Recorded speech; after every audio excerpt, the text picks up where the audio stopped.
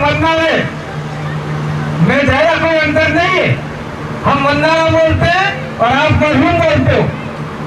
और एक और शब्द है स्वर्गीय।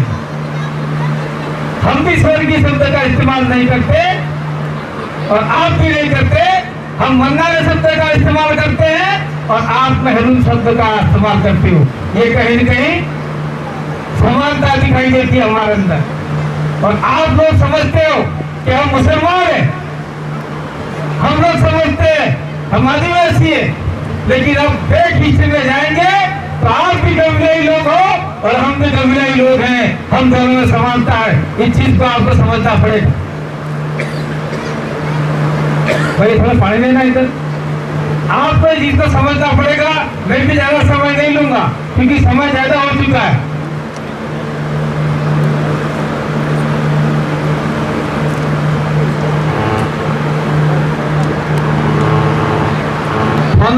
छिटी घर वादेंगे तो जब मुझे सलीम भाई मिला करते थे डूंगरपुर, जब भी आते तो सलीम भाई को मैं कहता सलीम भाई और चाय पीते, तो सलीम भाई कहते मुझे तो मीठी चाय पीने का दी भाई सुधर, मुझे भी है आपको भी। लेकिन वो मीठी चाय ही पिया करते थे। मैं उनको बहुत डांटता था चाहे वो उम्र में बड़े से बड़े हो। और गलती सलीम भाई से ये भी हुई है कि लोकसभा चुनाव के अंदर सलीम भाई ने आम न देखा ताम देखा, हमारा बंदा जीतना चाहिए, ऐसा करके सलीम भाई ने जहां गए वहां पर ठंडा दिया, चाहे कोल्ड ड्रिंक दिया, चाहे वो दिया, चाहे ये दिया, सारा पी गए। उससे शुगर भी उनकी बड़ी हुई थी।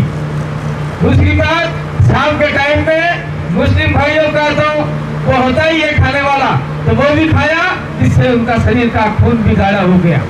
वो उन्होंने कुछ नहीं देखा, इसलिए आज हमारे बीच में हमारे भाई नहीं रहे।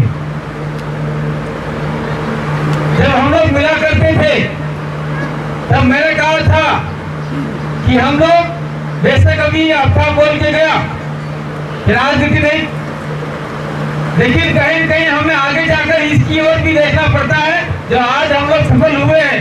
लेकिन सलीम भाई को हमने कहा था बावजूद हम लोग पहले बातें किया करते थे कि आप लोगों को पहले मुस्लिम परिवार को एक करना है, जो कांग्रेस में है, जो बीजेपी में है, कहीं और है, कहीं और है, मुस्लिमों को एक करोगे, मुट्ठी में लाओगे तो मुस्लिम एकता बनेगी, तो भी आप लोग काम कर पाओगे। क्योंकि हम लोग चाहते थे कि हम लोग पहले भी हम लोग इससे काम कर चुके कि मुस्लिमों की जो सच्चर कमेटी है उसको इन लोगों ने सच्चर कमेटी बना दिया है। तो वो सच्चर कमेटी अगर आपका आदमी कहीं कहीं ताकत में हो गए तो सच्चर कमेटी खोज के निकालेंगे। हम लोग राजकुमार भाई को भी कहेंगे कि अब की बार आपका वहाँ पर ओवैसी है, ओवैसी से दोनों मिलकर सच्चर कमेटी के बारे में भी प्रेशर बनाएंगे, चर्चा की जाए तो मुस्लिमों को क्या क्या अधिकार उसमें दे रखे, ये बात हम लोग कहेंगे। और सलीम भाई निश्चित रूप से इस पूरे इलाके में राजनीति को कम, मुस्लिम परिवार को ताकत देने के लिए काम किया करते थे। तो आज के बाद में जो भी भाई हमसे जुड़ रहे हैं, सबसे पहले तो हमारी आदिवासी परिवार की विचारधारा समझें, उसके बाद में आपके मुस्लिम परिवार को ताकत बढ़ाने की विचारधारा को आगे बढ़ाएं हमारे ही कर्ज पर। उसके बाद में अपन लोग पॉलिटिकल विंग की ओर देखें कि कौन सा पॉलिटिकल विंग हमारे लिए फायदेमंद है। तो आज की तारीख में देखा जाए तो जो पॉलिटिकल विंग हमने बनाया है उसमें सबको समानता का दर्जा दे रखा है।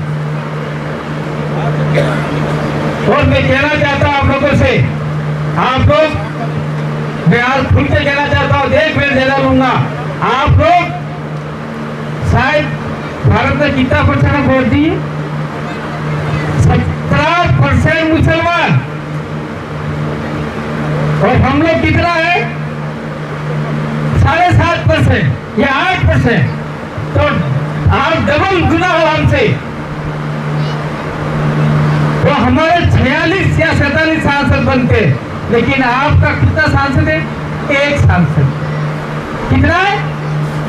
1 सांसद। कौन है? असदुद्दीन ओवैसी, और उसको भी आप लोग नकारते हो। और आप लोग चुपचाप पंजे पे टाय दबा देते हो कि वो अल्लाह ताला का हाथ है करके। कैसे ही दबाते हैं भाई? ऐसा कहीं आपके कुरान में नहीं लिखा है, किसी आपके मजहब में नहीं लिखा है कि ये उनका हाथ है। ये चुनाव की नहीं भाई। आज हमारे पास हॉकी स्टिक है तो हम किसी का सर फोड़ देंगे क्या? ये गलत बात है। आपको भी जागना होगा, समझना होगा। और इस इलाके में जब मैं छोटा था उस समय सिमल वाला पीठ पूरा जल गया था, मुझे सुनने में आया था। हमारे ही लोग, आदिवासी लोग आपको जलाने के लिए आए थे। और किसके कहने पर आए थे? अन्य समाज के कहने पर आए थे। लेकिन जैसे ही हमने आदिवासी परिवार का गठन किया, उसमें गौरजी की थोड़ी घाटी की बात बताएंगे।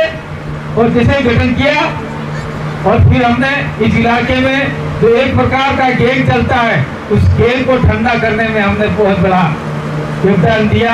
वो गैंग था चड्डा गैंग, और आज की तारीख में वो पैंट गैंग बन गया है। चड्डा उतार दिया उन लोगों ने। क्या कर लेंगे वो? मेरा ये तो खुल के बोलता जो बोलना है वो।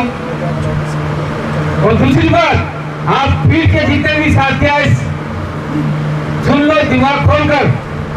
जब तक राजस्थान में हमारे दोनों एमएलए सरकार को समर्थन दे रखा था, सरकार टिकी हुई थी, तब तक पीठ के अंदर कोई ट्रेड मार्च नहीं हुआ करता था, कोई आरएसएस का काम नहीं हुआ करता था, कोई स्वयं का काम नहीं हुआ करता था।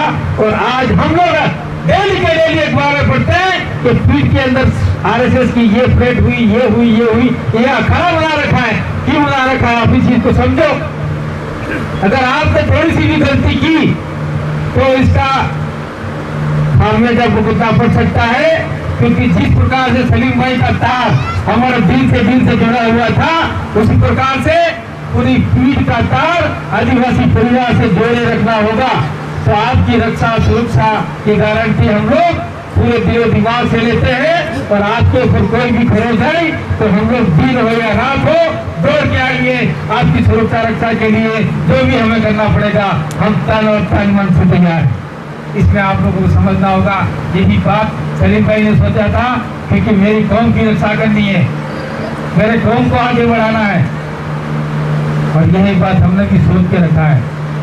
समय ज्यादा हो रहा है, ज्यादा बोलने से है नहीं, लेकिन फिर भी नेक्स्ट में कोई भी कार्यक्रम हो, इसको हल्के हाथों में नहीं लेना है। ये कार्यक्रम को हल्के हाथों में नहीं लिया।